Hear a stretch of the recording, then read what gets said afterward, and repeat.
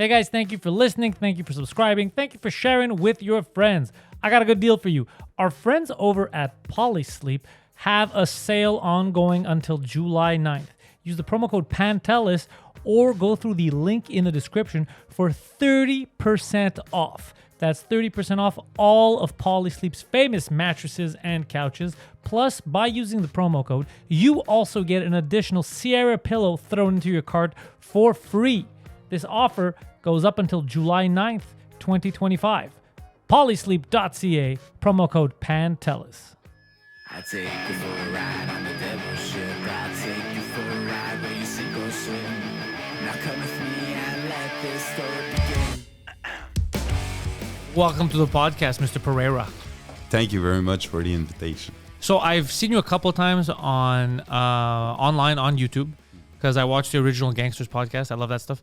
And it's mostly centered around us in Montreal. Yeah. And now with what's happening with the Rizzutos, I keep hearing new information coming out. Every day someone's telling me something different. Hey, did you hear about this? Did you hear about that?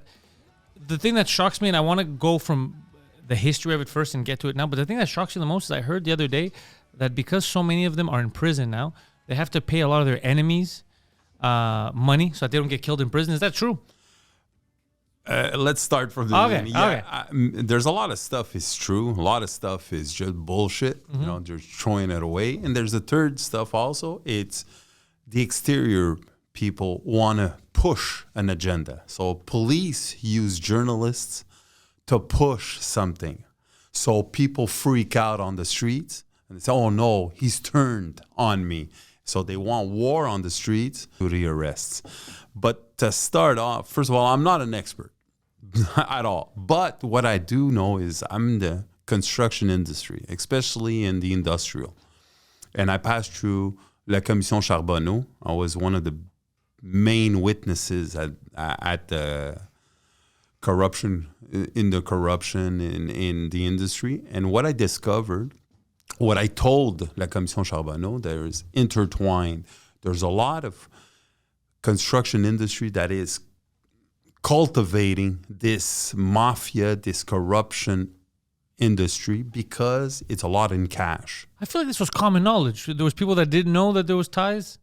It's common knowledge, but when you and I talk about it, it doesn't matter. Then there's 10,000 people that watch it, and then 15,000, 20,000, whatever. But the majority of the population has no idea what's happening. And you go eat in a restaurant with a guy, and he's a major player in the industry. And you say, okay, well, you know, he's a big time player and all this. And then all of a sudden you find out that, on Wednesdays, he's eating with a famous family. On Thursdays, he's doing this. And then he's talking to a major mayor in Laval. So then you start pushing all this together. And then you find out, whoa, they're all tied up together. All of this is just money, corruption, collusion. You know, anything to advance our own personal interests. So that's how I got involved, because there's a lot of people from the outside, because I exposed a major player in the industry. And he had ties with the mob, listen, for at least 5 or 6 years. The police had pictures of him with the major players in the Rizzuto family, in black street gangs. Oh shit, he was everywhere. Ducam Joseph, he was eating every day with him, you know, in downtown in Cavalia, which was also a mob related. A lot of mobsters used to go there, you know. Yeah. Then there's Rénal Desjardins, who was the number one French Canadian guy, be underneath Vito Rizzuto. He was his right-hand man until something happened and they split up. So I was like stuck in all of this. I found them all through, you know, the grapevine. Some of them used to come in over and see me and said, you better leave this guy alone. Yeah, that's what I was going to ask you. At this point, hasn't everyone just threatened you? Well, there's a lot of threats, but there's a lot of collaboration. You know what, Ken? You're smarter than, you know, a lot of people think. Think about yourself. Almost telling me like, you're smarter than what you look. Yeah. And you know what? What the hell are you doing in this type of fucking work? You could be with us. So right there, and it's almost like step by step. You know, what's his name from Colombia, Escobar. Yeah. Prata or lead. Yeah. The lead or the money, right? So if you don't take the money, we'll shoot you. Me, it wasn't at that level, but they told me, listen, why don't you collaborate? Why don't you come and sell doors for us? Well, I got luxury items. I got luxury doors. I can send you everywhere in the States and all this. Just leave us alone with this obsession with this guy. You know what? I'll give you money. I'll give you a lot of money. I'm talking about over $300,000 in cash. Do this, and we'll let you go. And all the time I said, fuck you. Can I swear? Of course you can swear. Yeah. Okay. It's my show. You can do whatever you want. Yeah. No, but I'm just saying, So then at one point, and it's an incredible event, a perfect storm. I'm in the middle of talking to journalists, middle of talking to the FTQ, which is my union, and I told them everything in the union because I didn't go see no cops. I didn't go see no journalists. I didn't go see anybody. I went to see my home, my house. Yeah. That's how you do it. You have somebody here stealing from you. I'm underlink of you. What am I going to do? I'm going to go see you. I'm going to go see you. Say, you know what? Your accountant is skimming money. And all of a sudden, I find out that you're fucking with the accountant. Oh, yeah. The unions are big in there. Yeah. So, do you understand? So, I'm the enemy number one. Because of everyone now. Of everyone. So, then that's why the sidekicks show up. Because they don't want to rattle anything. And it's not just unions. It's political. Because I spoke to every politician. Every politician, minister of l'industrie du travail. And all of them, whoa. Watch out. Where are you going at? You have information on the Solidarity Fund. Yeah, that's $40 billion. Oh, you have information on Investissement Québec. La Caisse de dépôt, the same contractors who are getting money, loans from the Fonds de Solidarité are also getting loans from La Caisse de dépôt. Caisse de dépôt is ours. Yeah. It belongs to us. So do you see where this is getting really, really dicey? And this is where I find out all about this bullshit. Because, I'm in the industry, but I'm in the industrial side, not the residential, not in the civil. But I'm talking to all these players that all come from left wing just to come and talk to me. Never spoke to me in a word, never once. All of a sudden, Ken, you're my man, Tony Accurso. Hey, Ken, you're my man. Come here, come and see me. We'll go sit down, we'll go eat. We'll have discussions to see what you know. That's what they wanted to know. The ministers all wanted to know who was implicated, the liberals, especially because it started there. I sent letters to David Whistle, which was our ministre du Travail, and he didn't even answer me. There's something funny about David Whistle not respecting whistleblowers. It's poetic. It is poetic. But he was first. Then not Nathalie Normando, Lise Thériault. All these ministers, one after the other one, because it passed through about 6-7 years. Okay? And all passed through. And all these people who are on the opposition, who represent an area, never wanted to speak to me. Every time I told them, listen, I had something, until La Commission Charbonneau showed up. Oh, and they went ham. And then they went ham. They went completely out of bounds. And all of a sudden, whatever I said before to all the journalists, to every major politician, well, Ken, now, listen, we're going to pass in the commission. You're going to stay here about 7 days. You're going to answer exactly what I want you to. I'm going to ask you questions. I want you to answer and stay on that topic. Well, the reason why they wanted to keep you in 7 days was just in case something happens to you, you run away or you get killed. No. It's really, I could have been Lino. Lino was the longest witness. I think he stayed 8 days or something, right? And it all depends how long you have of information, So the prosecutor, my prosecutor was Simon Tremblay. I also got questions from Sonia Labelle. Sonia Labelle is now minister. All of them, they ask you questions. It's an 8-hour day. Were they nervous for you? Because yeah, it's different when you have one enemy. But if you think about it, technically, you're making enemies with not just the the mafia, but you're also making enemies with the unions and government officials. So them all working together is a pretty powerful adversary. Listen, you just said something really straightforward. You said not only the unions, not only the mafia or the organized crime, not only the government, they're all together. Yeah. Sorry to say this. It is, yeah. I'm going to wake people up here and they're going to say that's all bullshit. They're all together. All of them. Okay?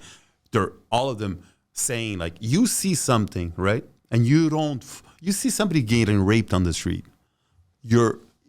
The guy is 6'5" and he's 400 pounds. So you can't beat him up and you can't shoot him, right? Because, it's illegal. But you can take the phone and call the cops. You could do something. 911, at least that's what you can do. Or scream out, stop, or do something. But if you can't, at least you can use the phone. If you don't use the phone, you pretend like it never happened? Never happened. You're part of the problem. Yeah, you're complicit, 100%. I'm with you. So that's where it happens with all of these people.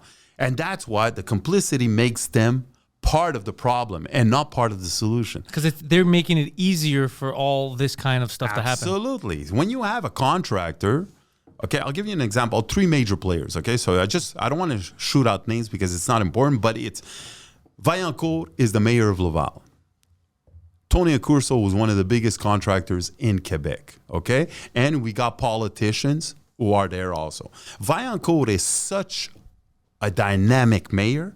He says, listen, me Laval there, I want Laval to become a major, major city. 80% of my land is agricultural. Let's fix that. So how do I fix that? Yes, exactly. I sell it to contractors, to entrepreneurs, to businessmen for 35 cents a square foot, right? Because it's agriculture. Nobody wants to buy now that. Then I buy off people through the contractors because they give them money. They bring them to resorts. They bring them somewhere else. And all of a sudden, this land becomes industrial, residential. So now 35 cents goes to $1.35. I'm just saying, I'm spitting out numbers, $2.50, $4.50 a square foot. See the dynamics. So the politician knew exactly what he was doing with les hauts fonctionnaires. He knew exactly what he was doing when he was doing this. So, what's his name? Vaillancourt could have been stopped a long time ago. But they started bending the rules. They started changing street. And who doesn't want to? What happens? It's good for everyone. You industrialize the place. Exactly. Laval's always going to be filled with Lavalers. I'll give you an example, and I can't say names, but it's a true fact. There's a Metro, okay, a store. Yeah. Being built in Laval. Okay? It's a family-owned metro. So it even has its name on it, okay? They ask money. Who shows up? Jocelyn Dupuis. Jocelyn Dupuis is the highest-ranking union member, and he wants to have a seat at the Solidarity Fund, okay? He shows up. He says, listen, if you want to buy that land, I know who owns it. You're going to give me 10%. That's it. That's all. That's how it's done. Okay. What do you think the guy wants? He wants a prime location. He wants it on near Saint-Martin and some other street. So he wants that land. So he's ready to pay that 5, 6, 7, 8% so he can acquire that land with nothing, no competition, nothing. It goes directly. One phone call. Hey, can you sell me that land? Yeah. How much?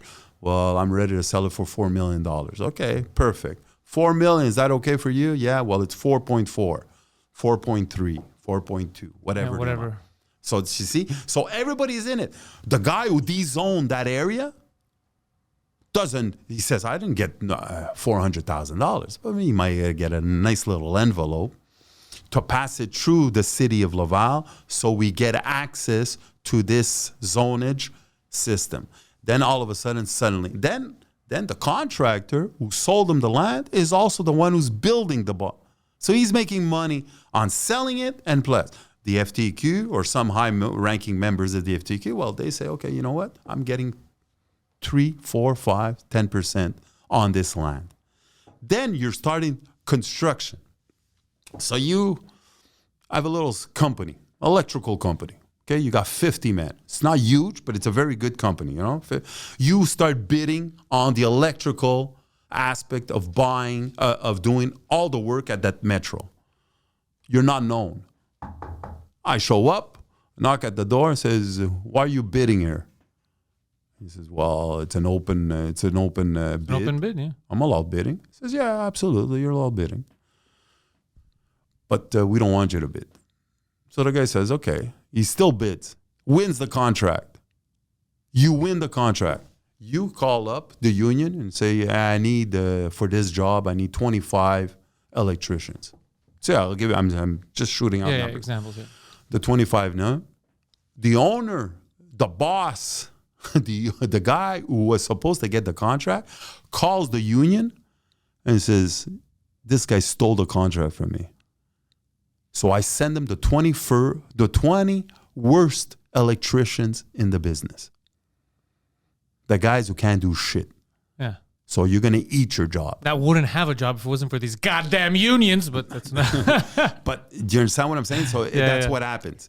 So that's all what happens. And this is when you face to face with politicians and you tell them exactly what I'm telling you. They look at you like if you're coming out of Mars. They say, "I had no idea. Zero. I didn't know how it worked." So it's either incompetence or stupidity. It can't be. Or collusion. Collusion, we already know. But I'm saying if they're saying we're not colluding, so either you're stupid or you're incompetent. There can't. How do you not know? I know this is happening. Absolutely. Absolutely. But I think also it's just a part of being, I have so much stuff on my plate. I want to get hired for the next 4 years, and I want to last another 4 so I can at least have my pension. Good. And then I might start doing something. You can start talking real shit. Real shit. Or if not, hey, you know what? I got a nice face and articulate pretty well. Hey, Radio-Canada will hire me. He told me already they're going to hire me after I lose my job. I already thought about that. That would be, especially now with the light that's already on you, it would make perfect sense to have you as a chroniqueur every single week or a couple times a week on Radio. No, but I was talking about the politicians. Oh, I was talking about you. No, not me. No, they won't. They don't want that. Why? I've seen even when you're on the podcast it just makes so much sense because you're bilingual. Yeah. I saw you, my boy Géraldin. He's one of my friends. Yeah. You did his podcast too. It makes perfect sense because you could go on both.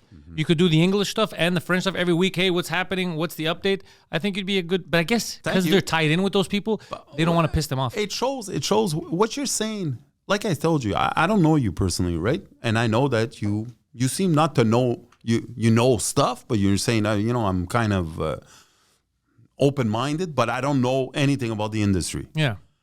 But you have at least the logic of saying, base understanding. All of a sudden, if I invite this guy over to Radio-Canada, TVA, LCN, a podcast and all that, all the podcasts who have nothing affiliated with contractors want to have me every day.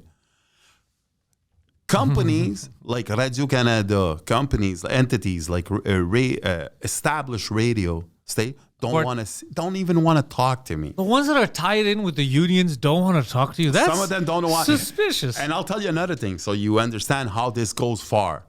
I was a main witness at the public inquiries at La Commission Charbonneau, and all of a sudden, there's millions and millions of dollars in commercials that are tied up with the Solidarity Fund. So they give, during la saison du rire, they need money. So they do commercials. So they give 800 grand to Radio-Canada, 450,000 to TVA, 500,000 Journal Montréal. Whatever it is, their budget, I have no idea, but it's millions of dollars. Give me the contact. I'll do a commercial for them. That's it. But you understand? So it's all a bunch of money so they can have people invest in the Solidarity Fund every year. Well, there's a newspaper called Rue Frontenac. Rue Frontenac was all ex-journalists from Journal Montréal while there was a lockout. Yeah. The lockout, they opened up a virtual newspaper called Rue Frontenac because they were on Rue Frontenac, right near Le Journal Montréal. They survived an extra 6 months because they got the money from the unions. You know why they got the money from the unions? Because I went on Radio-Canada, I went on Journal Montréal, I went on TVA, and he was so pissed off the higher grades at so they said, we'll transfer the money as long as you don't take his stories. So you understand how much there's collusion in this city? Yeah. How much there's everybody scratching everybody's back. And it's easy to say one guy or a union or anything else, but it's so big. It's so big. I got guys, SNC Lavalin, I'll say it. I won't say their names, but I'll say they tell me, congratulations, Ken, for what you did. It's an incredible, but it's just the tip of the iceberg. So I said, okay, so why don't you? We saw with Trudeau too. We know that SNC Lavalin. Of course, we saw with Gaddafi. Yeah. Oh, what do you mean? Gaddafi's connected to SNC Lavalin? Absolutely. Wanda's. More Gaddafi? Yeah, no, his son. Do you remember Wanda's? Of course, I see it every day. A strip joint? Yeah, because it's right in front of the third floor comedy club where Stogies is. Yeah. Perfect. Well, he used to spend his days and nights there. Oh. They used to close it down for him. He didn't know that we do have better strip clubs. I know, but he used to pay, or SNC used to pay to have a day or two per whenever he was in Montreal to have whatever he wanted. That's so funny. Do you understand? So SNC Lavalin was paying Wanda's to serve him with women while he was, so they can have contracts in Libya. Now, let's think about this for a second. Is that wrong? And here's why I'm asking. Technically, they always schmooze people who come in. Absolutely. This guy just happens to be, a fundamental Arab who in his country's not going to get strip clubs. Like, you know what, let's give him some strip clubs, which are legal here. See? Technically, you're absolutely... But see, this is the bullshit. I don't give a shit about... Yeah, what he does. As long as it's legal, we don't care. It's just don't hide it. That's it. I'll tell you another thing. It's your podcast, right? You're the owner. So you take 50 grand.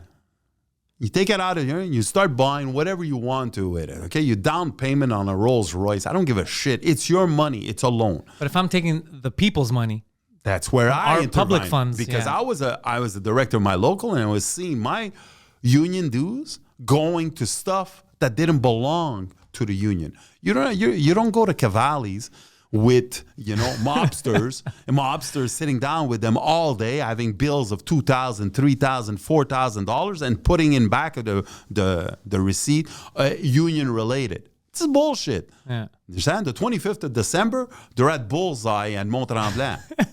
And it's union related. Everything was union related. Meetings. Right? Meetings, of course. 25th of December. I mean, it's an important meeting. It's one heck of a meeting, it's important. And that's it. And plus, he used to write his name and the names of the accomplices that he had. And none of them... It's a rookie mistake. Absolutely. But he was so arrogant. He did this for about 10 to 15 years. I caught 6 months of $140,000. Fuck me. Think about restaurant. This guy was living the life. 140 grand.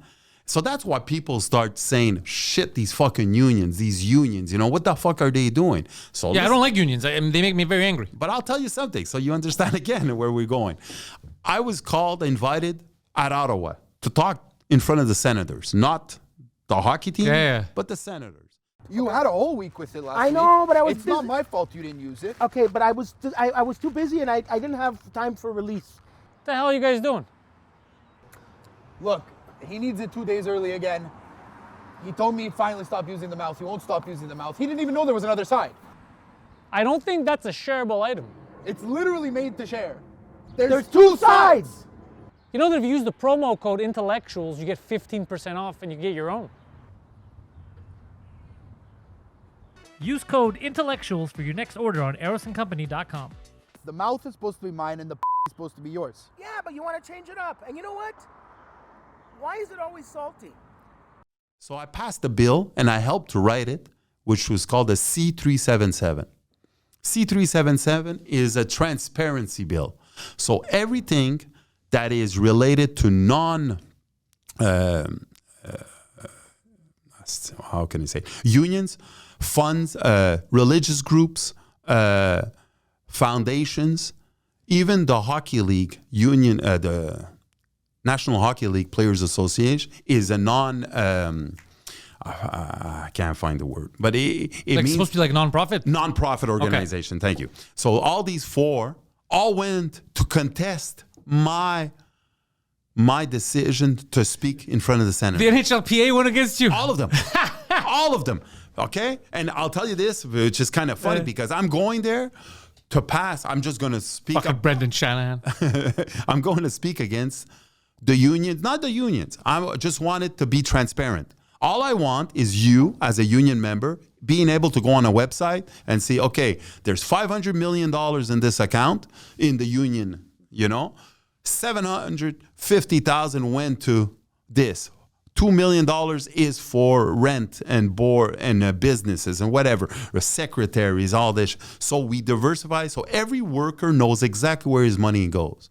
It went the last year, there was $100,000 in restaurant bills. I can't decide what unions decide, but I can at least expose them and say, listen, Local 144 spend this amount. Local 2182 spend this amount. Local millwright spend this amount. Exactly this amount. So at least my union workers will know exactly where the money went. And it's a transparency. The 3 people who were opposed to my story, I was called in to go on Monday morning to talk in front of the senators and the judge. And I get there, Ottawa, small, they pay the hotel and they give me a coupon so I can eat. So I said, okay, no problem. So I get there around 6 o'clock at night, get ready. And tomorrow morning and they wanted me to be there. So, no accidents on the road. Something simple. I get it. Yeah. So I get there, I'm eating alone. And I get a guy knocking on my table. Says, hey, Monsieur Pereira. Je dis, oui.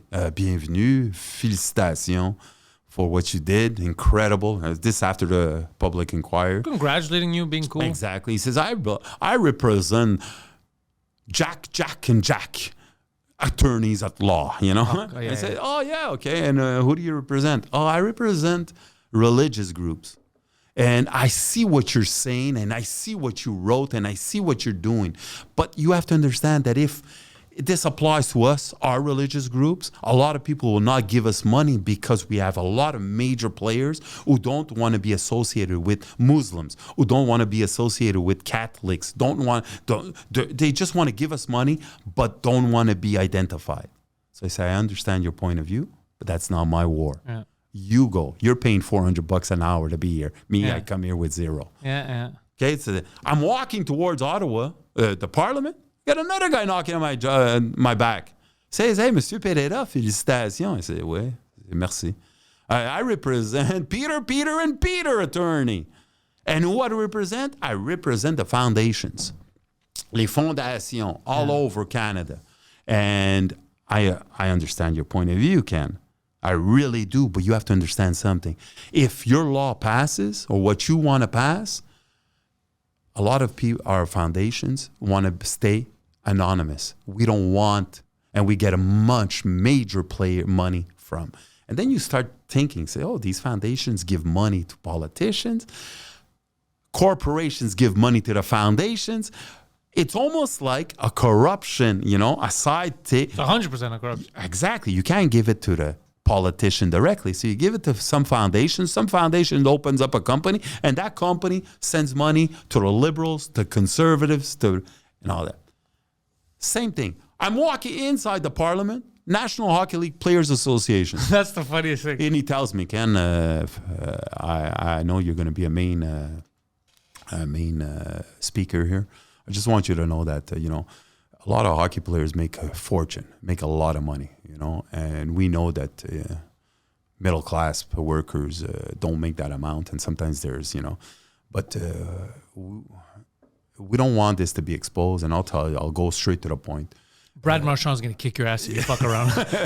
No, he told me, listen, we get a lot of money from side sales, hockey cards, T-shirts, sweaters. Yeah. Memorabilia. NHL memorabilia.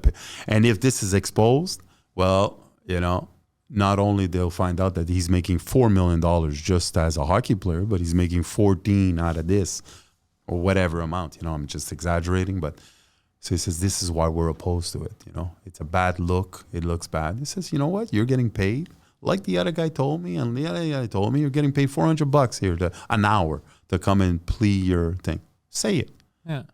I have nothing with you, and I have nothing against you, but I'm going to continue.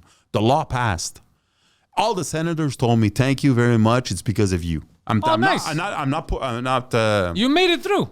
I passed it. They took conservatives, independents, and don't forget this is while Stephen Harper was in power. Okay. 2 days after Trudeau came into power, Took it out. he took it out. Doesn't shock me. Doesn't shock me. Okay, you go see it. C377 because C was Bill C377. Okay, it was before. C is always before it's adopted. Yeah. So that's why I call it C377 before. And then it was adopted, passed. And when the Liberals came into power, Tore it down. I'd say not even a week. Not even a week. It was the first one taken down. And the second law that they took out, Solidarity Fund of the FTQ gets federal money and provincial money. Okay, help. Well, the Conservatives took it out. Trudeau put it back in. So I'm not saying it's good or bad. I want people to understand that this is all tied up together. Yeah. And when you see all of this, we have a whistleblower here in Quebec. He's a killer. He killed people at the age of 15. It's called De Silva. He's part of the mob. Okay? Isn't he walking around? No, he's not walking around, but he's the major. Okay. Major. But he's in Montreal right now. Yeah, he's in prison. We don't know where because they're saying they don't know where he is. This guy killed major players. He was working for the Rizzuto family, working for hired gun. He did everything. They paid him $3 million, and he's spilling the beans. This is why there's so many arrests, and we're going to get into this. But what I don't understand about this is, let's say they pay him $3 million, right? Mm-hmm. But do the murders not count? Like he could live free? I don't get. What are you going to do with the $3 million if you can't be free? I know. Right now, what I'm trying to, what I understand from this is he's getting the money, he's giving it to his kids, his family, okay, that's whatever. He's sacrificing himself. And whatever. That's it. And he's protecting himself because he thought he was going to get shot or killed in prison. Yeah, no or shit. Okay, that's it. But don't forget, he's a delator. He's a piece of crap. You know, he killed people. He did it all his life. He got caught, and now all of a sudden, he's going against you. He's going against me. And whistleblowers in Quebec, real whistleblowers. Well, he's not a whistleblower. He sounds like a rat. I know he's a rat. Yeah. But the real whistleblowers, not a dime. But rats get money. Rats get money. That is so important But to also, understand. if we're being honest, rats also get killed. Yeah, they can get killed, but they can get shot. They destroyed all of it. I don't care. What I'm trying to say, it's a philosophy of the government. Our justice system is giving money to a fucking rat. That's crazy. But we'll never give money to somebody who's gonna help to stop corruption or collusion. Progress to make things better. Progress, exactly. Not a dime. So you see their mentality. And these cops, I don't want to say nothing against them, but it's kind of fucking easy to solve a case when you got a fucking rat who says everything. Says, you know what? It was Alain. Yeah. It normally is Alain. Yeah, it is. On April 12th, he's the one, you know? Yeah. And that's it. So it's kind of easy. You don't even have to work that hard. So to me, it shows where we're standing. When we sit down with rats, you are part of the problem and not the solution. When you have whistleblowers who lose everything, lose their jobs, lose their dignity, lose everything. I won in 2017 Whistleblower of the Year. So I went to Ottawa, and this organization gave me... Shut the fuck up. They have awards for whistleblowers. This is crazy. Snowden should win every year. He should have won, that's for sure. But this is Canada, right? And they waited 5 years. Yeah. And what I noticed is a lot of people were there, you know, old guys, old whistleblowers who won certain trophies. Some people who live in the Ottawa area, journalists and all that. And I was speaking in front of them, you know, thank you for the trophy, whatever. And what I find out is all these guys, educated, university, you know, doctorates, all aspects of life, all different avenues. Some people working 30 grand a year, some making 300,000 a year. All of them, when they started talking against their organization, against, you know, the police, if it was the accountancies, the construction industry, doctors, all of them had all the same evaluation from their superiors. We took them, we isolated them, we told all the companions, all the workforce. These guys are bad. These guys are bad. These guys are not good Well, of workers. course. And they're going to. So do you see how it is from 30,000 to 300,000? It's all the same way how you deal with whistleblowers. You push them aside, you offer them, you try to tell them they're crazy. 17, 20, 30 years, these guys have no record. All of a sudden, they're bad partners. So you see how the game is to defend and help out these people. So that's the major thing. Now, if you want to, this is a big... This is a big prelude, but it's good. I love it. Prelude. I'm not a expert in the mob. I lived in Saint Leonard, L'Angelier-Rosemont all my life. I went to an English school. I don't know what an expert would be, but I think you're pretty well versed. Well versed, yeah. But there's experts. There's guys who can tell you exactly, which clan this guy was and which motorcycle group he was before he was a Hells Angels and all that shit. But they knew. But what I noticed is I was living in L'Angelier-Rosemont. I got lucky. I went to school with the Demolo family. Okay. Catroni lived on my street. Okay, so at the beginning, they sold their house. My father wanted to buy that house. It was the first house with an inside pool. Okay, yeah, in the ground. In the ground. Yeah. And it was kind of funny because it was a for sale sign. So my father, my mother, went, knocked at the door, says, and two guys show up. It's not for sale. Yeah, but sir, we see Not for you. It's not for you. Get the fuck out of here. Simple and clear. They sold it to whatever they wanted to and whoever it was. So right there, you see all this, all this bullshit around. But you go to cemetery, l'Est, le cimetière de l'Est. Go see the mausoleums there. I'll just tell anybody who's listening to us, just go see it. It's a history in the mafia. And you see contractors and you see families related to the mob. And it's the only two groups that have mausoleums in that cemetery. Just think about that. Think about that. Pretty cool. No French Canadians, no Jews, no English, nobody except. So you're saying it's a cool place to be. But it's a history lesson. And I'm living 2 minutes away from it. It's a history lesson. See, you see a family, one of the most influential families in Quebec in the mob, with a company, a name of a company that's right beside him. He says, there's no French Canadian mausoleum. You don't think there's rich French Canadians who don't want a mausoleum, who don't want their whole family being, in a place? No, not here. Not here. Just us. Just us. That's pretty goddamn determining. You just look at it, and that's why I say history is so important. That's where I'm going to go at the beginning. Italians, Irish, came here after the war, the Great Famine, whatever, They came here to become better, richer, start a new life and all this. Yeah. Irish were looked at as pieces of crap, okay? So where did they work? Where there was the hardest work at that time, ports, where you had a lot of danger. Bags of beans, 2,000 pounds of beans could drop, kill you, and just destroy you. Take the man, shove him up, bring him up. Who controlled the ports for about 50 years? The Irish after. History. It's very important that people understand where it comes from. Like where the power actually came from. It wasn't overnight. It wasn't overnight. It's just you put these people in certain places, and then you think, some smart guy says, hey, you know what? I can get exports here through here, and a little percentage passes through me.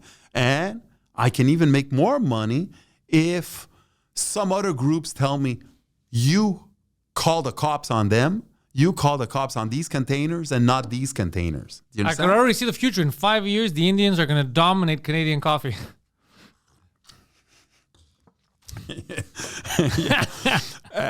Then the Italians, they're going to where?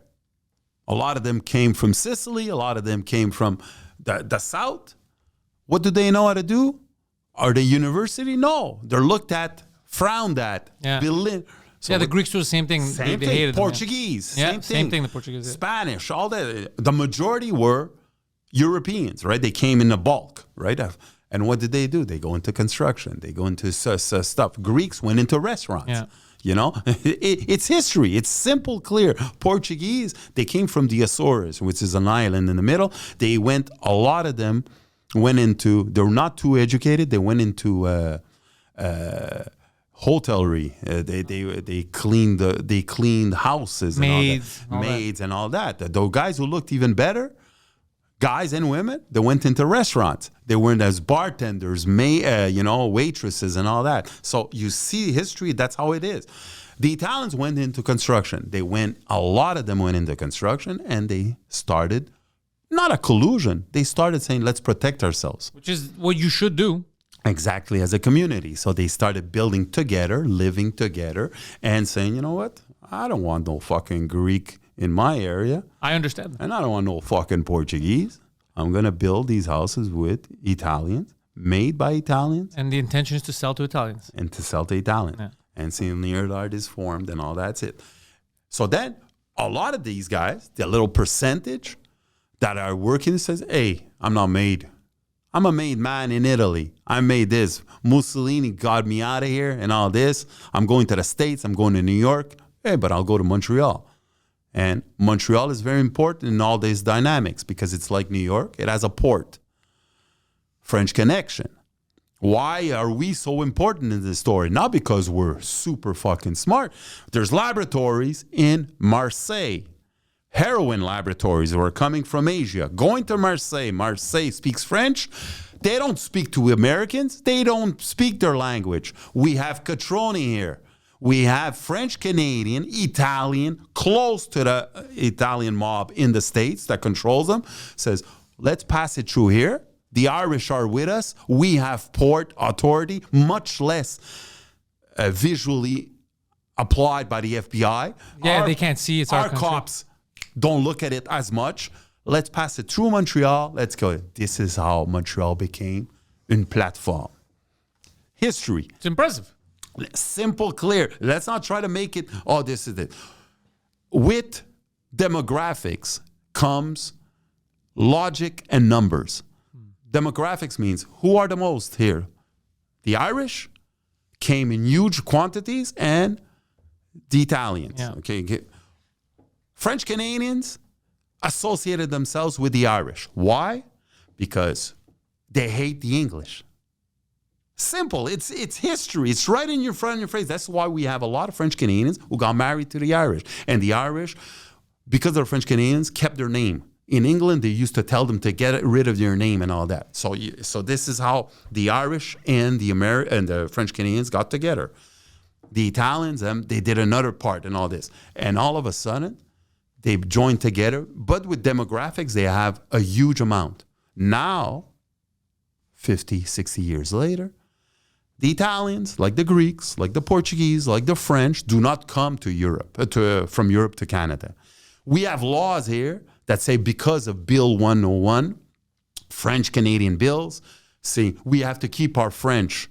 Why do we have to keep our French? How do we keep this? We're not having kids anymore. Yeah. Like the Italians, like the French. What are we going to do? We're going to get them from colonies that speak French. Algeria and all Muslim countries, everywhere that we can. There's no way this could backfire. Haiti, everything. It's simple. It's you see, it's only so the politicians who want to say, oh, let's keep French, Quebec French, say we'll put laws to protect our French because we don't have kids anymore. I agree with having laws to protect French. I don't think the laws that you're putting are protecting French. You're absolutely right on that. But I'm just saying that, that's the logic of what the people are trying to say. The Italians don't have kids. So now we're having problems with immigration. Immigration, like any other place, is always used for cheap labor. No matter what it is, no matter who you are, it's always that. Can you do this? Will you shut up and do this work without being, starting to shit on people and telling them, we don't need no unions also. You understand? Because a lot of these immigrants will do stuff that the locals will not do.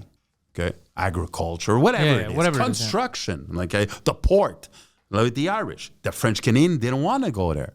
It's too dangerous. Fuck you. We're near the water. There's 3 guys drown every year when they get squashed by the boats. They get killed. Whatever reason it was, that's why the Irish took over.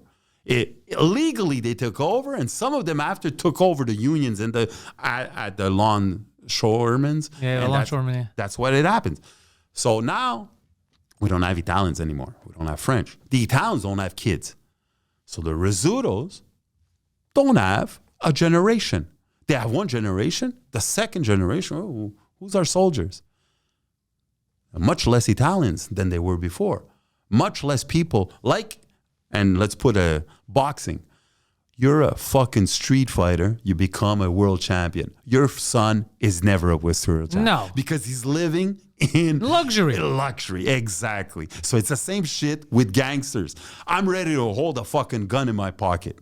But my son or But my daughter. son, I don't want him. No. I want him to be a lawyer. I want him to be a Of doctor. course. Yeah, it's I always want like a better life for him than I did. I don't want him. How many times I could have got shot? 40 times in my life. Shit, I will not do this to my son. Never, never, never. That. Who do you pass the torch to?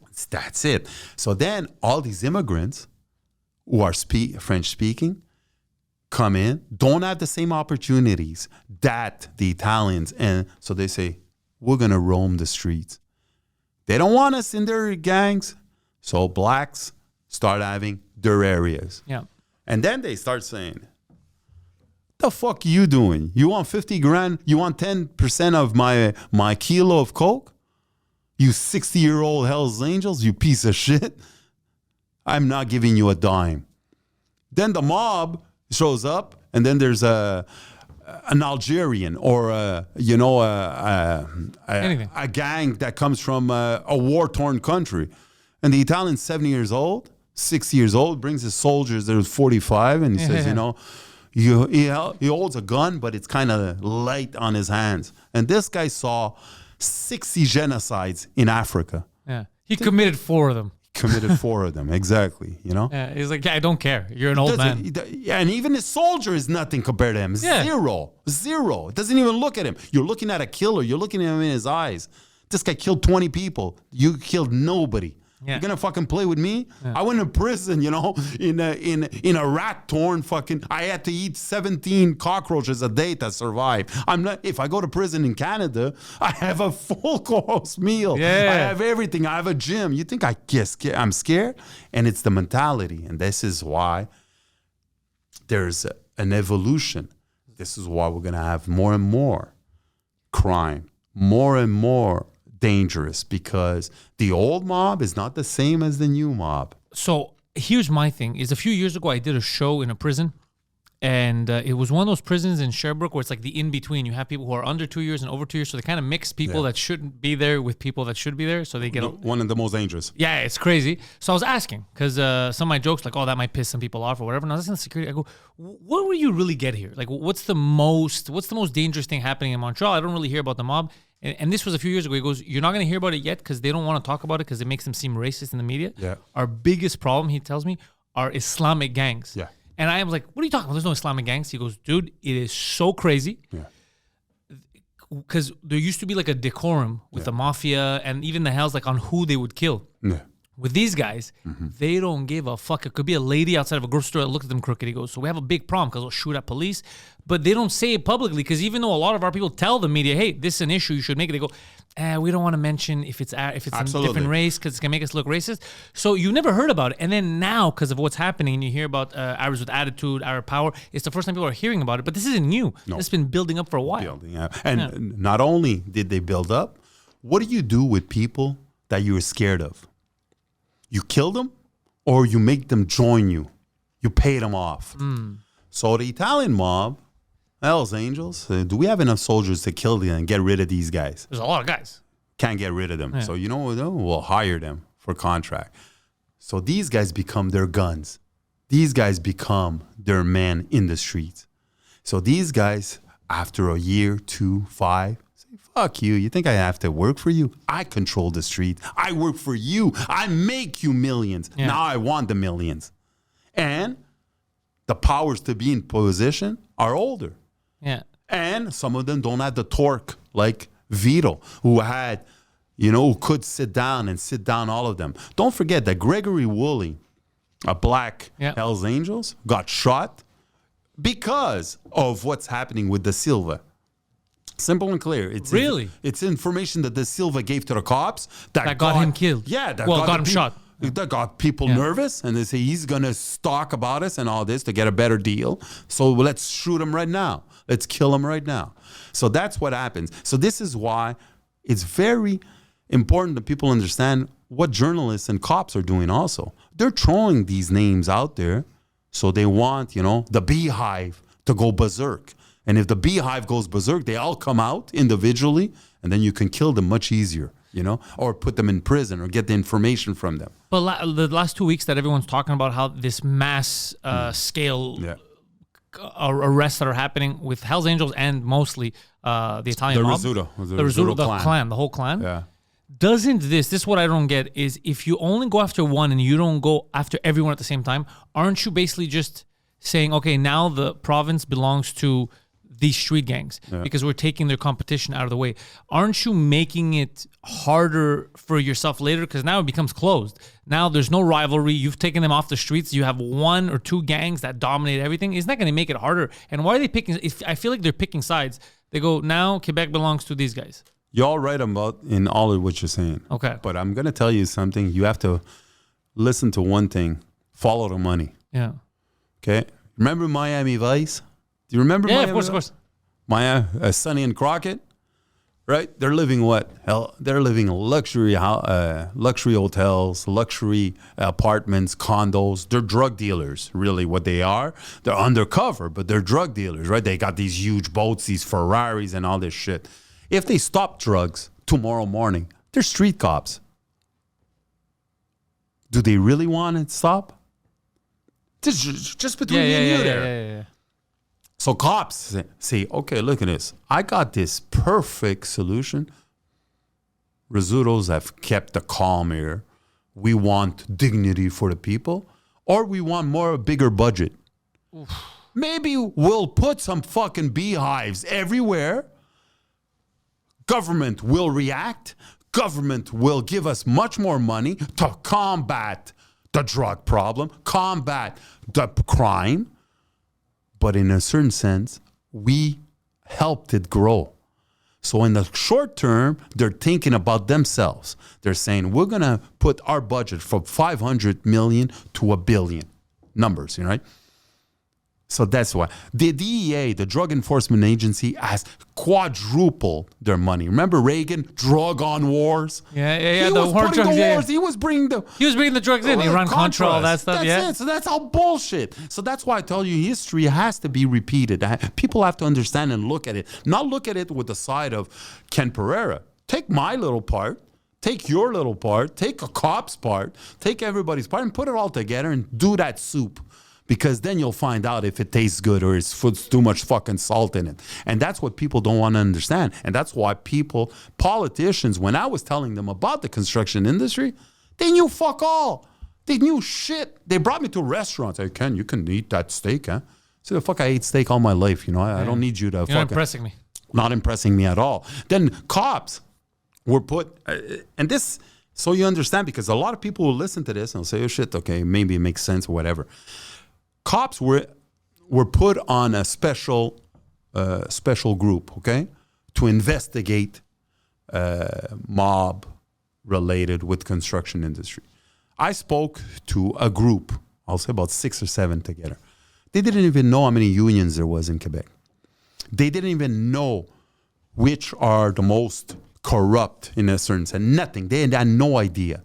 So I said to myself, I said, fuck,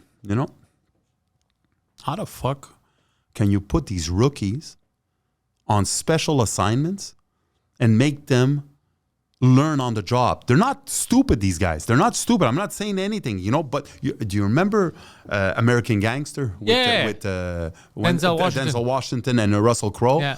Russell Crowe is a cop. He knows the streets. He just says, I want my team. I'll pick them up. It wasn't like that. They picked up anybody from the streets that they wanted. Rookies, really young guys, determined, but had no idea. So it takes them 4 or 5 years to get. And these guys, after already 10, 15 years in front of you. Same thing with financial. Why don't we catch financial? Because we have no interest in doing so? No interest, but also no police that has a financial background to get these money launderers and all that stuff got together. They don't have we have nobody. They have no idea how I'm a rookie. I know construction like back of my hand, but I'm a rookie and I know at least 10, 15 schemes how to get money from the construction site to our pockets without passing through tax evasion. Do they know that? They don't. They don't ask you. Why don't they ask you these questions? Because maybe it's a bit too touchy. It's a bit of a win for them if they don't ask these questions. And also, everything is related. If I, but now on this, on the streets, right? Me and you determined get somebody who pays us an amount of money to work every week. Every week we get paid, okay? A pretty decent amount of salary, so we don't have to take money away from our pockets. A regular job from the government. And it says, Ken, I want you to find out where does this come from. So you know what? I go on the streets, I see the worst fucking dealer. A $5 dealer. Yeah, just a little crack guy. Okay, crack guy, piece of shit. I follow him 1 week. I'll see a truck coming up or I'll see him going somewhere. I follow that guy. Takes me 2 weeks. I'll follow that guy who is to give him the little bags. I'll follow him, go up the ladder, and within a year, I'm fucking close to the top. Yeah, you know everything almost. I know everything almost, right? Why can't I? How can I do this with an $80,000 job? How can I get this and these guys don't know where it is? Because at one point, and this nobody wants to hear this, at one point, the cops are told, drop the fucking case. And this guy here is close to this guy. And this guy is really close to the banks, to the legal system, to the judicial system. And that's what they don't want. And that's what they did to me with the construction industry. When I told them, listen, you're barking on the wrong tree here. And all of them told me, Ken, I know more about history than you. La Commission Clich was the first one we could say in 1970s about the mafia related to the construction industry. And what did it came out? Who came out of there as winners? Lucien Bouchard, prosecutor who became our prime minister. Brian Mulroney, prosecutor who became our prime minister of Canada. And Guy Chevrette, who became our minister. 3 different, one Le Bloc, one Le Conservative, and the one Parti Québécois. Today, 25 years later, Commission Charbonneau, Sonia Labelle, Denis Galland, Simon Tremblay. 3 people. I dealt with all of them. Who won? Monsieur Galland became Mr. Big at la Ville de Montréal for Denis Coderre. He used to check everything. Okay, I told Denis Galland, I says, fuck me. Denis Coderre is a car racer. He has so many logos of companies that give him money, but nobody fucking looks at that. Nobody even looks at it. What's wrong with you guys? Sonia Labelle became our minister. One of the highest functions under Legault. Legault asked me to become his candidate at Saint-Jérôme underneath Jacques Duchesneau. It's in the newspapers. Ken Pereira refused la CAQ. You know why I refused them? Because I told them, I talked to you guys and you told me there was no importance in what I was doing right now. It wasn't that bad. When I became a superstar on TV, now all of a sudden you want me on your team. Fuck you. Okay? Simon Tremblay became bâtonnier. So they all had these incredible jobs. L'UPAC was formed just because of us, of whistleblowers. UPAC has $50 million of budget a year. What have they done in the last 15 years? What have they done? Ask anybody to see what they've done. Nothing. Everything that's been stopped is journalists or whistleblowers like me that exposed them or gave stories to the journalists, and the journalists, les enquêtes, did the rest. So it's a huge, huge problem. In the States, it's even bigger. Oh, in the States, something else. Say nobody even wants whistleblowers. Look at Julian Assange. Extradited, almost killed put in prison. Never Trump, anybody. They hate them. Yeah, they pretend like it doesn't exist. What's his name? Snowden has to go live In Russia. In Russia. Think about that. He has to live in Russia.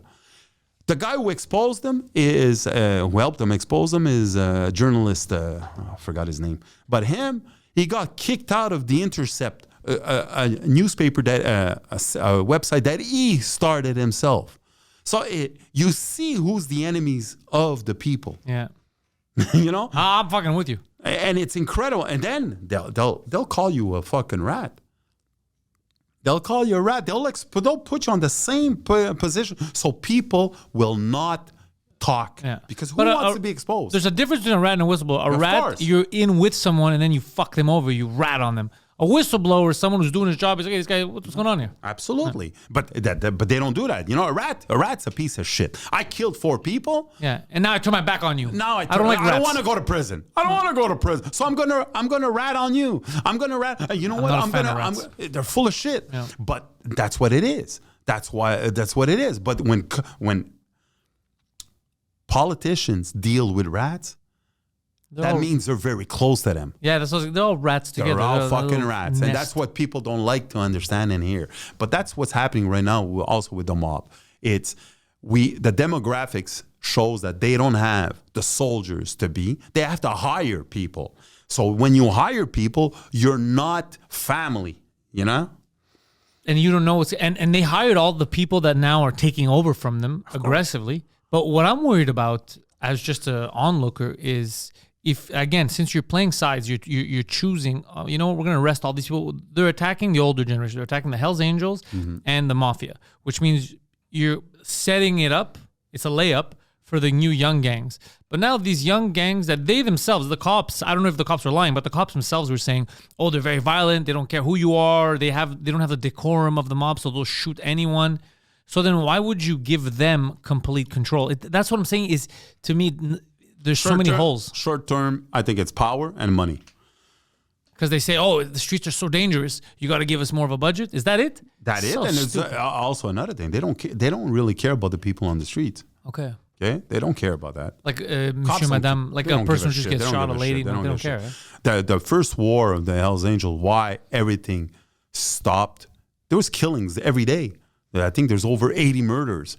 But they were all related, no? Yeah, they're all related. Yeah. But when they stopped, is when that kid got killed from the bomb. The explosion in the Jeep, right? But now they don't care if an innocent person gets killed. Don't forget, they got a huge budget. And new laws to protect and administer what they wanted. They could wiretap easier and all that. And this, if you look at the bigger picture, it's always the same. We use incidents like 9/11 to get the Patriot Act. Yeah. You understand? We'll use now Iran war to get maybe Palantir, one of the most aggressive companies, to listen to us and to see what's happening. So there's a reason why, you let violence on the streets. Detroit was the richest city in the world in 1950s. Richest city in the world. Go see it. The richest city in the world. Now it's sub-Saharan Africa. Don't go there at night in some areas. You're dead. So do you understand? So it's voluntary. In less than 50 years, they've destroyed the whole concept. The people that want to have a better lives, they can't walk on the street. And who benefits from this? Go see The Wire. Go see all these movies, all these TV. Cops are making fortunes in overtime. Oh, we got to bust it. And who's giving them the information? 80% of them are gangsters on the streets who just want to eliminate the competition. Yeah, the rivals. So this is what's happening. And if I'm not getting, this is a speculation on my part, if I'm not getting enough money from the Italians or the Irish, and some guy tells me, listen, I'm going to double up your ante, maybe the new gangs, the Haitians or the Muslim gangs. But weren't the Haitians working with the mob at one point? They were, but like anything else, you're an engineer for a company. You've done 10 years of hard work, and they don't want you a partner. What do? You fucking quit and you start your own company. Same shit. I've been working on the streets 10 years for you guys, and you guys don't respect me. I'm not part of the family. You still call me a goddamn word, and you don't invite me to your parties. You don't invite me to the family. What the fuck you think you are? I give your family your fucking daughter. I put the money on the table for your daughter to have this good education, all that. And now you want to shit on me? So what are the dynamics now? Because I know that the guy Ice Pick Turmel, Yeah. he was terrorizing the mob. Well, he was terrorizing the Hells Angels mostly, but he's terrorizing everyone. And now he was caught right in Portugal. He was in Portugal. I think he got caught in Italy. He got caught in Italy, and did they extradite him? Not yet. Okay. Italy is still taking care of some information. Okay, so that's why they have him there. They're not protecting him. They just want to know what they can Well, get out that's of him. what we know. Yeah. So now that he's caught, let's say, who I don't understand who the players are in Quebec anymore. So I know that the Rizzuto's getting taken down is causing a bit of a power vacuum. They're also going after the Hells, and the Hells are older too, but the Hells recruit, right? The Yeah, Hells can recruit yeah. bikers. So the Hells are still there, but they're getting attacked by the The law. Italians are not gone. They're not gone, though. No, they're going to So- have another clan putting there. But Are they going to get help from overseas? That's what I don't understand is I'm going to tell you your logic a bit. Just Yeah. listen to yourself.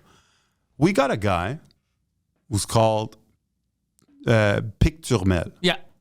who's hiding for the last 6 months. Algeria, Greece, Portugal, got caught. They say he went to Spain, got caught in Italy. That takes money. That takes safe houses. That takes cellulars. Yeah, that takes a know-how of how to do that. Exactly, but it takes money. Yeah. You can't fucking hide. Without money. No, you You can't. can't hide. Who's backing you up? See, these are the questions that people have to understand. And I thought it was the mob. I think so too. Okay. I think so too. And honest to God, my enemy, the enemy of my enemy is my friend. Yes. That's exactly how I calculate. But the other thing that I don't get is the Hells and the mob. They're friends, then they're enemies. Then they're friends, then they're enemies. I think that that's a good union. That makes sense, that union, especially now. But they keep kind of fucking each other over. They can't stay civil. It's power vacuum, right? It's power. And don't ever forget, again, I'm telling you, and you see a hockey team. You have the superstar who's been 20 years there, and superstar LeBron James. And then you got the young guy who wants to make the team.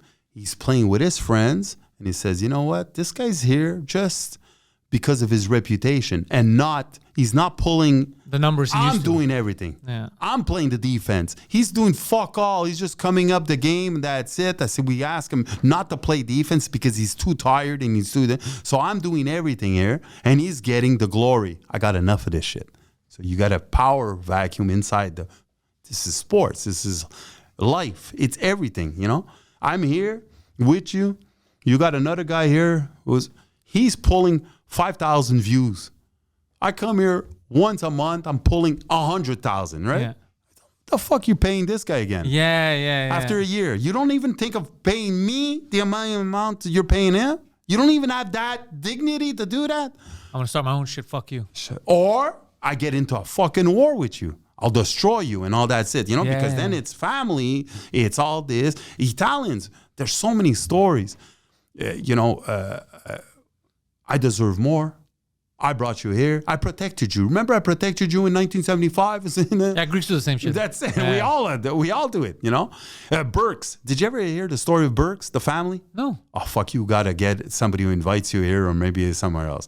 The Burks family, Henry Burks. If you have anybody who wants to talk, let me know. I'll bring him on. I'm so curious about all this stuff. Okay, well, I know a bit, but I'll try to get you somebody who really, there's shootings, there's killings, just for the heritage, the money. I didn't know that. Brother, Montreal. It's a great, great story. Oh, okay. This I want to hear. Yeah, It's this a I gotta great, find great out. story because, it's all this, just for the money of the father. They tore up the family. The whole family try to kill everything. It's an incredible story. Should be a book or a movie. And that's one family. Imagine now it's having the streets with all these different people that don't even have that allegiance. Exactly. So this is where, and that's why I like history a bit. So I see the past, and I say, well, fuck, if they did this way, well, why, why aren't we thinking about this way?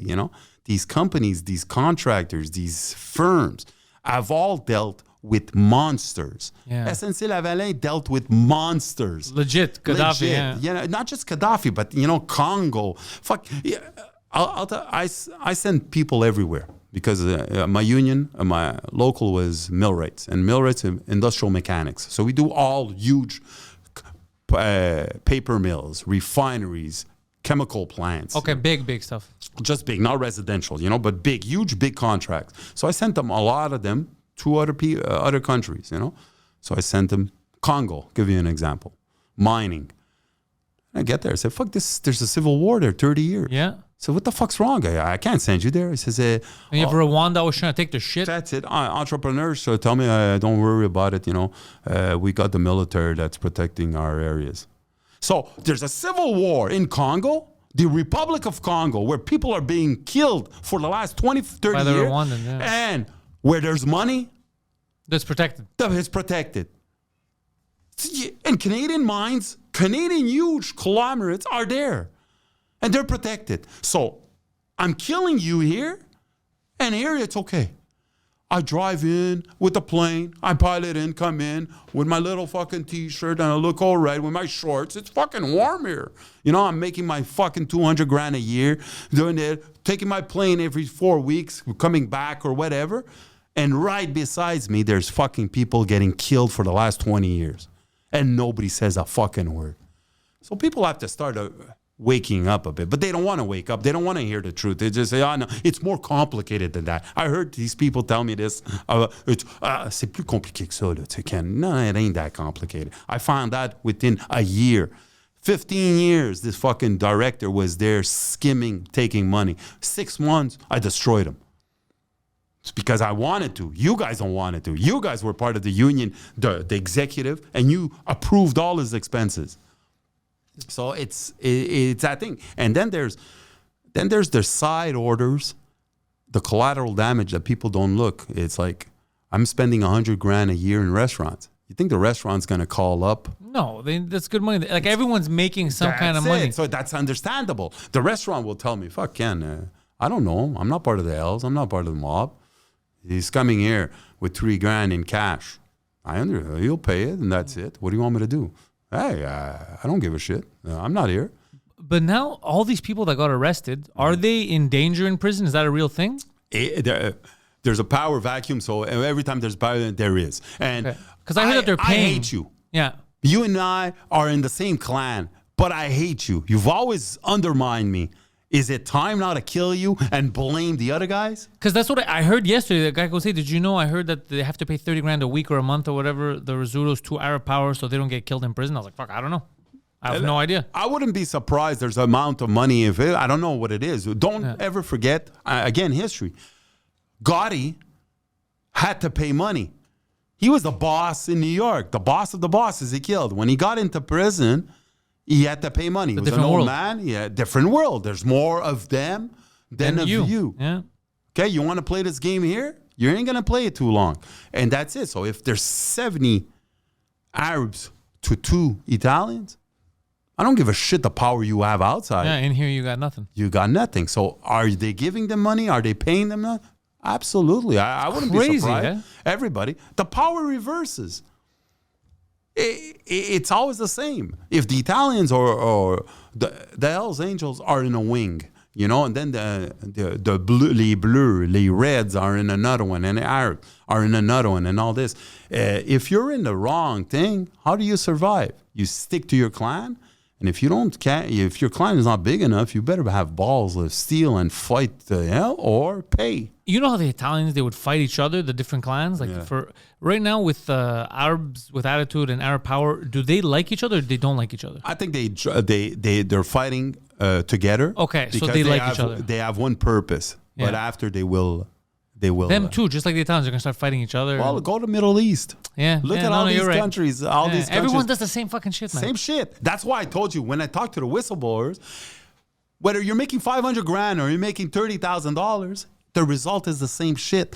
We're all the same. It's just I'm different brackets. I'm a sophisticated person. I wear this. I went to university. Fuck you. Yeah. After 2 weeks of no food on the streets, you're cannibalism. Yeah. Like what happened in Europe and in war-torn countries. 2 weeks, society breaks down. There's no electricity. There's no water. What are you going to do? Exactly. So the guy who's all sophisticated is ready to eat dogs. And after that, what are you ready to do? So people, we're not too far away, you know, and it's people don't want to hear this. It's just no, it's not. It won't happen to me. No, it won't happen. No, it will happen to you. This is how it works. So that's it. And the Arabs, I don't know them, but they might join together. Yeah. And then they will eventually separate because this is how it goes with everything. They haven't proven anything in the Middle East. You know, Egypt, Syria. Humanity in general. Exactly. No, but I'm just saying. Yeah, we just keep scrapping. You'll have more Italians that group together for the cause, and then you'll have the Calabres are here, the Sicilians are here, then New Garta, whatever. Then they'll fight when they're at the top. Yeah. Is that now? What's the? Is it? I guess because Quebec is kind of divided, but what's the demographic? We still have Hells that are doing their thing. Yeah, for sure. For sure, the Hells Angels. One of the Hells Angels, the most influential Hells in the world. But that's what I was thinking. So how were they able to get away with fucking with the Hells Angels for so long? Like, torturing those dudes and all that. I think it's, again, on the streets, it's a little different from the corporate. The corporate passes the laws and says, okay, you know what? Let's go to Brazil and let's go pick up those coffee beans because it's cheaper. The guy in the streets in Brazil says, you know what? We have to use slaves, huh? Do you know that? You know our coffee beans are picked up by slaves? Do you know that? And they're not even good slaves. No, they're not even good slaves. And then the guy says, that information, I don't have to know. Don't ever fucking contact me. Just get me the best coffee beans I can have for the cheapest amount. That's what Apple did in China. It's everything. We've taken out. This is why a guy like Trump won so many votes, because he tells you, you know what? I'm going to bring back the work. I'm going to do this. And people say, oh, fuck, I used to remember my father bought a house in 1950 with a regular job. My mother didn't have to work. Now, nobody can buy a house. And my father, and the only reason you can buy a house is if for your father, your mother leaves you the house. So we're going towards that path. So cheap labor. And then we fight against the cheaper guys. Because, it's the fucking immigrants. It's because of them that I don't have a work. So that's what the gangs are feeling. The mobs are like, it's because of the immigrants, these new gangs. Exactly. Oh, that's funny. Exactly. This is what's happening. And, and like I said, everything is part. I know guys, it's funny saying that, hey, fuck, I know people. They haven't held a gun in their lives, okay? And at one point, Ducam Joseph, he's dead now, so I can speak to him.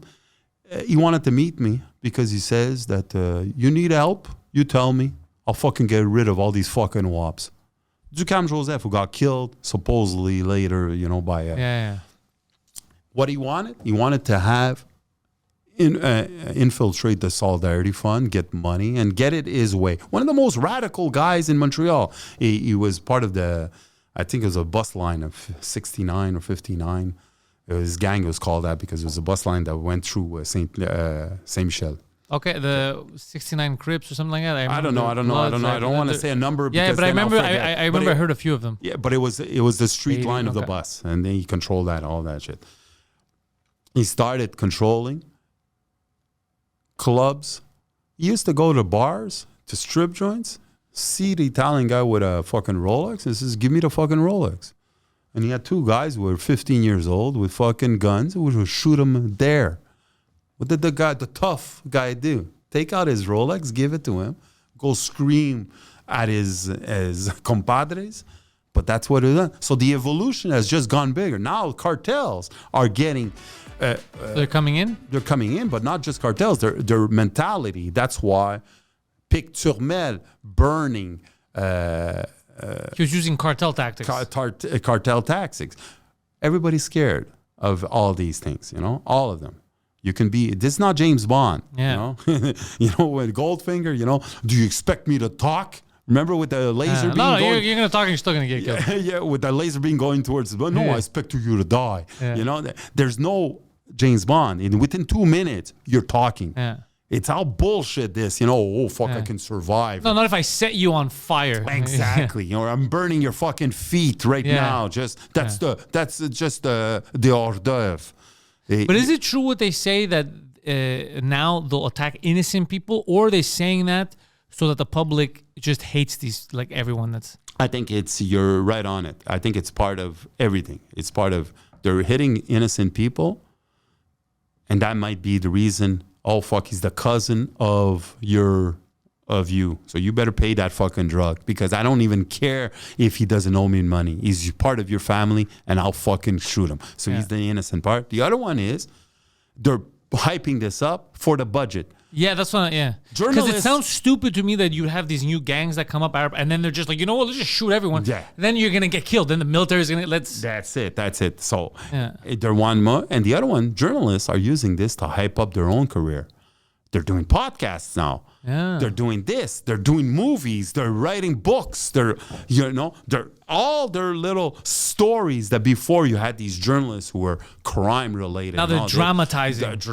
They're putting more. So emphasis, hey, you know what? This area is controlled by these guys, and the cops do not show. And the cops give them information.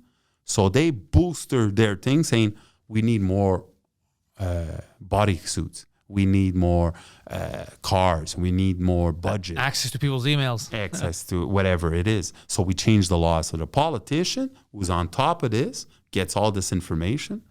And then they start saying, okay, what are we going to do? Oh, we need another incident like that little kid that exploded, so we can build a new jail cell. We can build a new court system going underground, so we can get these mambushi from the jail directly to the court without anybody seeing. Millions of dollars. Oh, who's the contractor? Oh, he's a very close friend of the Liberals. Yeah. So it's so crazy. It is crazy. But we're gonna blame who wants violence. I'll tell you another story. At one point, I went with a guy. He buys high-end watches. Okay. He buys and sells, or he just wants to keep he just buys them for him. So he goes to this place on St. Lawrence, and this woman says, she talks and she says, fuck, I hate these gangs. This is about 15 years ago. I hate these fucking gangs and all this. Where are we going to? There was respect before. She's talking about the Italians, the respect, and now there's no respect on the streets. That same 5 minutes after she says this, there's a gang or two members. Maybe I'm exaggerating. Maybe it's all bullshit. But he comes in with 20 grand, buys a Rolex. What did she do? Sold him the Rolex. Sold him the Rolex. Do you understand? Well, that interaction was very respectful. He paid for it. It's very respectful. These fuckers, they're destroying our streets. There's no reputation. Oh, I'll still take his money. Yeah. See, that's bullshit. Left and right, everybody's just pushing themselves, their own little thing. And whenever something wants to shake that fucking tree, watch out where the coconuts fall, because it might hit you. So if it hits you, well, you're not my friend. You shook that tree too hard. There's a lot of my friends on top. Yeah, they're all falling down. They're all falling down. And now there's new guys who are going to climb that tree. And it ain't my friends. And I'm not going to have access to that coconut, whatever, And right now, what do you know of, what are they saying? What's the next plan? Because I didn't expect it to be this hard on, the Rizzutos and everyone to just take him down. Are we stuck, or the cops no, we're not done. We still got a lot more shit that we're doing. Oh, no. This is just the beginning. This is just the beginning. Oh, yeah. And do you think it's more than just Rizzuto and Hells? Do you think they're going to start going after everyone at the same time? No, but I think there's going to be much more violence. That's the first thing I'm going to tell you right Against each other, or in general in the city? Power surge. Everybody. Look what they're doing with just the extortion. We have restaurants more and more. Yeah, I've noticed that they're firebombing. They go, you're going to pay them for protection. And the Lebanese guys are like, what are you talking about? I'm selling shawarmas. And then they break their, I saw that. A lot of the Lebanese restaurants get attacked. Exactly. So right away. I'll give you an example. Sal Montagne, the iron worker. He was a Canadian, Quebec. He went to live in the States for about 20 years. Was the head boss of the Bonanno family at that time. Came back, got extradited, came back to Canada, to Quebec, and all of a sudden he said, I'm going to take control of everything here. Simple and clear. So he went to join a guy called Rénal Desjardins, thought that he could maneuver and take the control of the Rizzutos or whatever. Rizzutos were in prison. What did he do? Start going to see major companies, okay? International companies says, you're going to give me cash and all this. What happened to him? Got shot in Laval. We blamed Desjardins or his gang. He went to prison a bit and all that. So you see how it is. This guy was in New York, says, fuck, I'm the boss in New York. You don't think I can control Montreal? And I think, these guys shows up here. The whole different ballgame. All different ball, all of them players. Hey. And the Italians, I hear podcasts, we hear Sammy the Bull. And, oh, fuck, me, I control. You control shit if you would come to Montreal. Yeah. Okay, the Rizzutos were building, or were part of a bridge in Sicily for $10 billion, and you're playing loan shark in New York. You think you're on the same level? Because of the laws here, you do 50 years, 70 years in prison in the States. Here, you might do 10. You understand? So everybody's much more braver. Yeah. So if you're braver, you can do stuff much more dangerously. So, so these guys like Sammy the Bull. Sammy the Bull, man, he would have lasted 15 minutes. And he's as dumb as a rock. I hear him talk there. Yeah, and Francesi, who has a podcast? Yeah. Francesi, it sounds to me like, I don't know if maybe he's still related and it's bullshit that he's out, because it feels weird. He says a lot of shit that I'm like, you wouldn't be freely talking about that stuff. Like, it feels a little fixed. It feels a little fake. Yeah, well, he talks a lot about his father. His father did like 70 years in prison. Huh? Yeah. This guy, I can't say much about him. I hear him also. I hear a lot of these guys. It's a podcast world. So now all of them, it was supposed to omerta. Yeah. That's why I don't get it. Everybody shuts the fuck up. Nobody talks about nothing. Now all of a sudden they say everything. You're talking all kinds of shit. Yeah. Nobody cares. I wasn't there, but I saw the guy do this and do this. And no one's doing anything. No. It's suspicious. Yeah, and I can't do shit because there's still 2 years left on that. But in 2 years, believe me, I'll tell you this great story. Which is crazy. It's exactly. And then they invite, the old prosecutor. Yeah. From New York, Rudy Giuliani, who became mayor, they invite him over. He put them all in prison. It's and all. And now they're all friends. It's all like I told you, it's all bullshit. It's bullshit. And they have no honor. They have no omerta. They have honor until you fuck them. Yeah. Okay?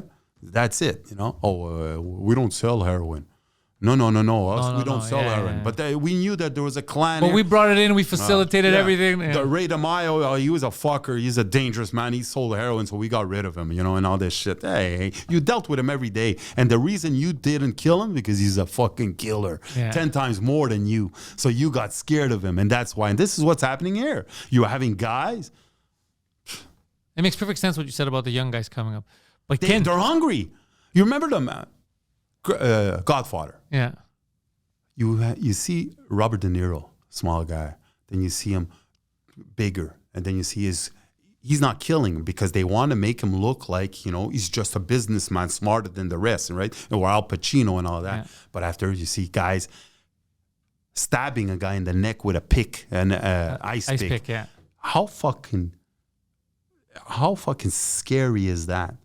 If you find your friend, your colleague with fucking ice picks in the day, it's the same thing. It's a vengeance. It's a show of respect. You are dealing with another clan now. Another level. That's it. You're not just killing. I'm not just killing you. I'm exposing you. That's what Mexicans, with cutting their heads and putting them in the boiler room or under the bridges. It's not just the killing that's important. That's not important. It's, I'm scared. Everybody's going to be scared now. There's bridges. Who passes there?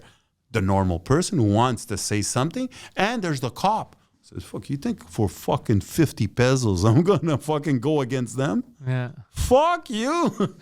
I'm going to join them. Yeah, they're going to pay me to fucking not do what you're telling me. I'll protect them all the way. They're going to cut my fucking head off. Yeah. See, and movies are just an aspect of reality. Reality is 10 times worse than movies. We always have this aspect, and I'm off the end a bit, but The devil. They say, we have a deal with the devil. Remember? And says, oh, fuck, he became a superstar. He became a movie star.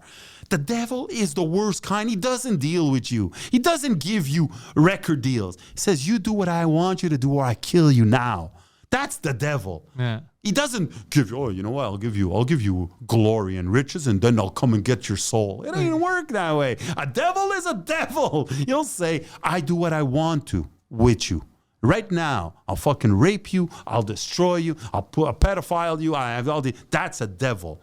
He doesn't do deals with you. He has you by the balls. He has pictures of you, and he says, I'm gonna kill you whenever I want to. Whenever I want to. You do what I want to now. There's no deal. You're not rich. You're not this. You're not that. And that's what people don't understand. They always think, oh, there's dealing. You know? And what's his name? Escobar. Fuck.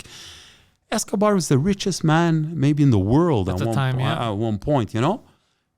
He wanted to buy Colombia's debt. He could have paid him in cash. The second he started playing on other people's shelves, he got killed. And what happened maybe a week after he died, I'm not saying it's a week or a month, NAFTA came into power. NAFTA, which is a trade. Who became the strongest cartels? The Colombians, we don't even talk about them anymore. No. It's the Mexicans. Why? Because they have the highway directly to the States. Yeah. So they've become the strongest one. Money is power, but, you know, location, you know. And they have everything. They have the money now, and they have the routes. Exactly. But and the violence, too. And the violence. So, but Colombia and what's you don't hear about it's them. over. And they made it. They made billions. And now they don't hear because the other guys have the power, they have the location. You have to pass through me now. You have to pass through Mexico. You're gonna pay me money, or else your stuff doesn't pass through. You don't even pass. Yeah, you're never going back home. Exactly. So and that's so simple to understand, and people don't look at it. And then the DEA. Oh, we got so many agents. You have all these podcasts. You only hear these DEA agents. Oh, I have. You know, we could do this and we could do this. 80% of them were all fucking corrupt. Yeah. You know, they killed a part of their own gangs. You know, there's this American Mexican who found out about the pot, and he got tortured. And there was a DEA agent in the place. See, the fuck, it's you know, Afghanistan, the poppy fields. Yeah, you know, the poppy fields. The Americans go in for liberation, and of the all people. they protected was the heroin. They're protecting the heroin. So where's this bullshit? Nobody wants to say this, you know? At one point, there was, what's that fucking called? A RICO law, okay, in the States. And they said if they applied it to the letter, San Francisco would be completely seized because all the housing, all the high luxury homes came from heroin money. Oh. The heroin money, contractors from the heroin money become contractors. They build the houses so they could seize everything. Even if you buy a house and you have nothing to do with it, under the RICO law, you could hit because the house was made with drug money. It's fucking nuts. Fucking nuts. The other guy there, Gary Webb.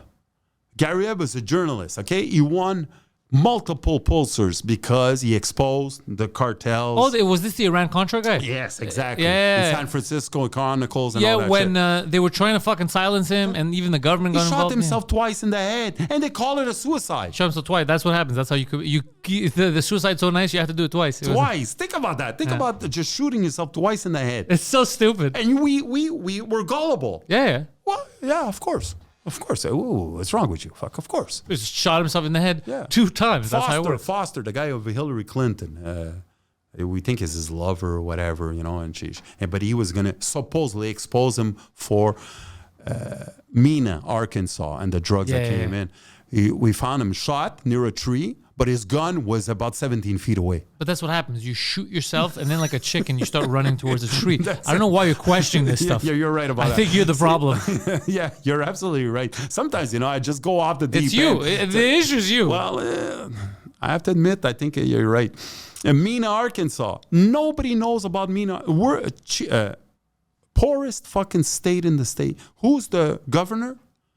Bill Clinton. Bill Clinton. We know that his brother is a cocaine. Oh, he was known as what was he? He had a cocaine related nickname. Yeah. But the other guy's Slick Willie, but I forgot his name. But you're right. Yeah, a fucking nickname around somebody maybe will tell us later. Yeah. But they have the most banks per capita installed in a 5-year period. And nobody sees this. No federal, no provincial. No, they built. This is the poorest place in the United States. They built an airport, an international, so a longer runway, so they can have bigger planes coming in. There Arkansas. MENA has a population at that time, I think, I don't want to exaggerate, 3,000 people. So why do they, and it's not the Purolator that's getting there. No. Apple or Google, well, not Google, but the other one there from Bezos. That's Gomez. That's exactly. And then the film with Made in America with Tom Cruise. That was a good fucking movie. Of course. He gets shot. Before he goes to talk. So it's all bullshit, and people don't want to admit it because we don't want to say, listen, our government is corrupt. It doesn't make sense, you know? Think about the cartels. You're getting 1 million people a year, 100,000. Let's put 100,000 a year passing the thing. It's humans passing. They're giving 5,000, 10,000, okay? They're also maybe holding a kilo. Maybe also they're bringing a little kid that goes through the pedophile ring or whatever it is. You know, la traite humaine. Then there's the other thing. Maybe there's organ transplant. In they China, do that too. Of course. So the one person that you used to think a mule for drugs is now worth 4 to 5 times more because he's maybe bringing 1 kilo, which is not heavy, but think about it, a kilo of coke. You're bringing a kilo of coke, 2 kidneys, an asshole. Yeah. Exactly. And you're going to stop that because there's a war on drugs. Shut the fuck up. It's all bullshit. It's all bullshit. You want to stop drugs? Okay, just cocaine. Stop drugs. You have the technology. Take fucking planes. Spray a fucking pesticide that kills all those plants. Because you know where they are. Yeah. I'm just saying, if you really want to, if Colombia wants to, if the States wants to, if Canada wants to, the pot. I have guys in Sorel. I'll never forget this. Okay? I used to call them and say, Ken, I can't work these 2 months. It's always the same months. Says, why? I just can't work. You why? Because he's picking up his pot. You know, he's picking up his pot. So he needs those 2 months not to work. So I said, I knew. Yeah, I know. He knows. The cop knows where the plants are around Sorel. Everybody knows where the densified areas where pot is. You want to destroy pot if you can go do it directly, you're saying. Yeah, do it directly. You don't do it because it's a fucking wheel. Well, now they start selling it themselves, the government. Of course. And they're not good at it. They keep complaining. And I'll tell you another thing. That's another thing. Every fucking evangelical Christian? A Christian in America, Republican, who hated pot, are now lobbyists for the pot industry in the States. It's wild. Is that full of shit? Are you full of shit? For 20 years, I said that you're full of shit, and now I'm working for you. Yeah, they're like, wait, we can make money? We can make some fucking money. But Ken, dude, this was a fucking pleasure. I want you to come back. We got to talk about more stuff. Where can people find you online? Listen, I'm on my TikTok. Okay. You're most active on the TikTok. I dropped all of them, and sometimes guys call me up, and I do a little podcast like you just you're going to come back. We got a lot to talk about. And I think we should go into more details because the world rotates, and my experience is not more than others. It's just I was at the right time at the right place or the wrong time at the right. Depends how you see it. And I seen stuff that a lot of people haven't seen politically. You know, you sit down with the higher end political guys and you say, why the fuck is he inviting me now?